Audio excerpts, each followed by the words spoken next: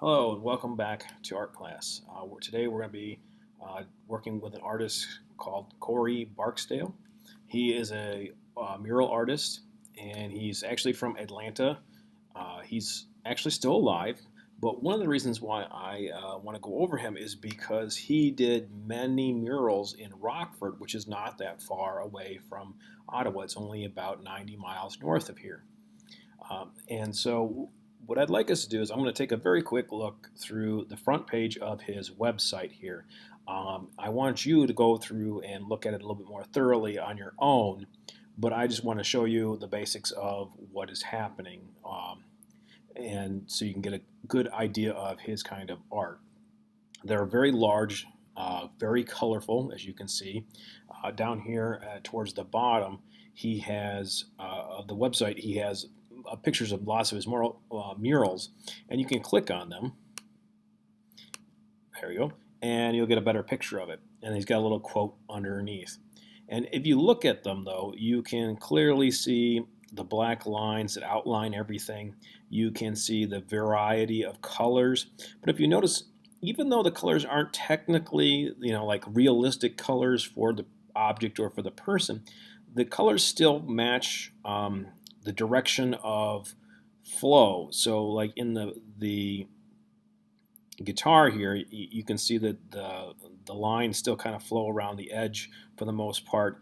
You can see down the middle here of the guitar that the lines still flow for the chords and things that of the guitar. And even in the person, you can see that the lines still flow in the hair in the correct way that hair would go, and so do the colors. So it's kind of important when you're flipping through these that you notice that, because that's going to help us out with our picture. And there's a little bit of variety in his work. So if I pick on this one, some of them are a little bit more realistic in their detail, but they're very action-oriented, very bright, vibrant colors, and just very enjoyable to look at.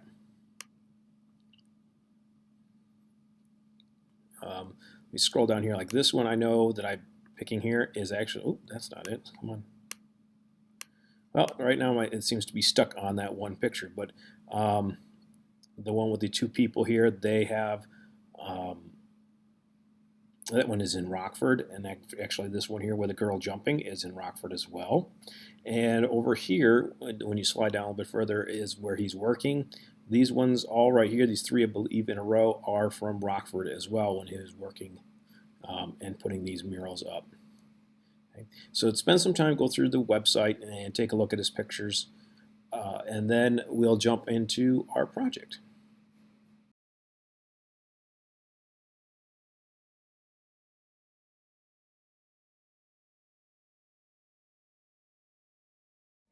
All right, let's get started with the project.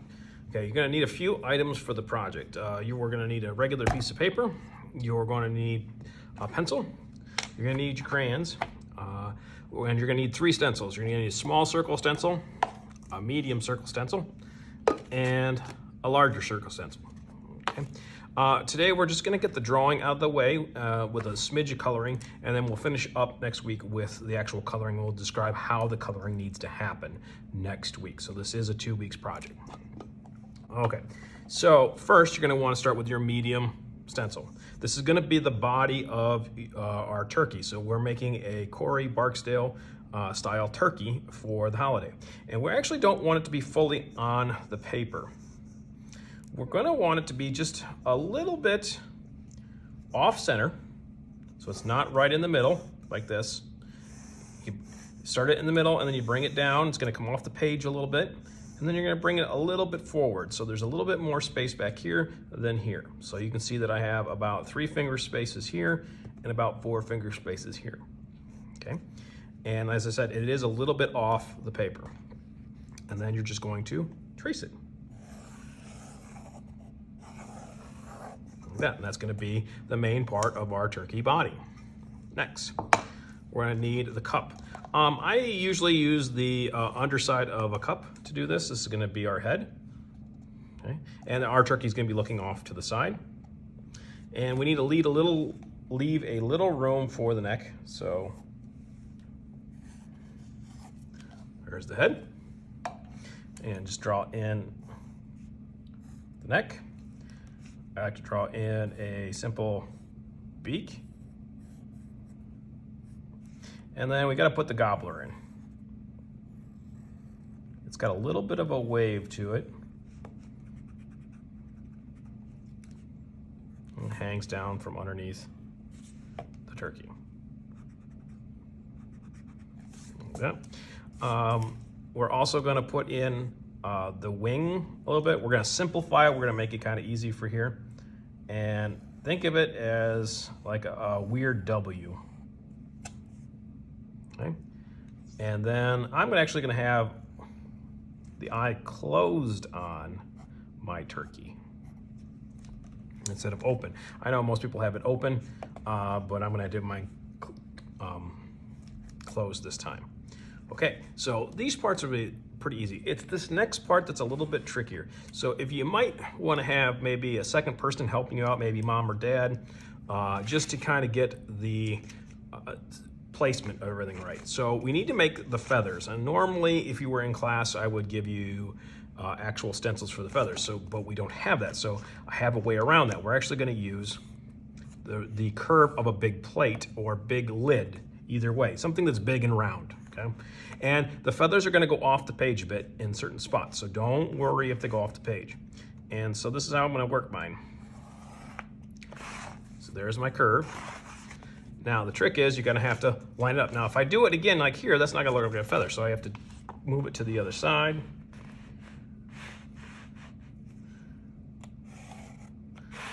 Like that. Now it's got a better look for a feather. The next feather, now the feathers are going to overlap, so I'm going to do, this is actually going to come from behind this feather. Now this one I actually get to see the tip, so it curves like this. Like I said, this may be something you want to have a second person kind of help you out, make sure you get it lined up real well. It is a little bit trickier than normal.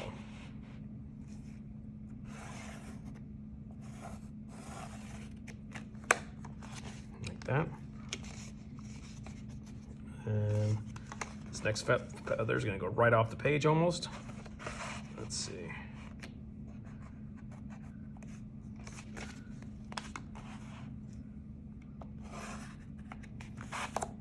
And I want to do about 5 feathers here.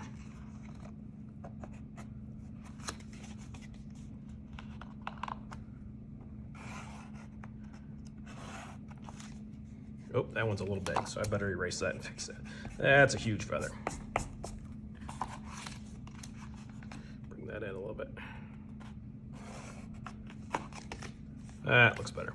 Now, I think you could probably get anywhere from 4 really good ones in here to probably about 6. So 4 to 6. I went with 5 because I got it spaced out pretty well. Okay. Now, once you have that, what I'm going to have you do, the last step for today, is really pretty easy. You just need to take your time when you're doing it. You're going to need your black crayon because, like CoreyBarksdale, he had outlined almost all his drawings and paintings are outlined in a black line. So we are going to do the same thing. The one thing is I better erase so I don't make a mistake. The head and neck and body should look like we're one shape. Okay, so I'm just gonna go in right now and give everything a nice dark outline.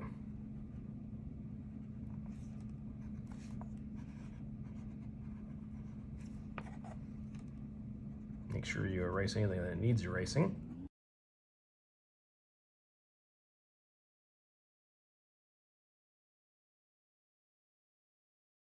This is where we'll leave it for today. Next week, what we'll do is we're gonna thicken up a few spots in the lines, and then we're gonna start adding color. So you need to get to this level. When you are there, would you please take a picture of it? Just upload it for me so I have an idea that you made it this far. And I will see you next week.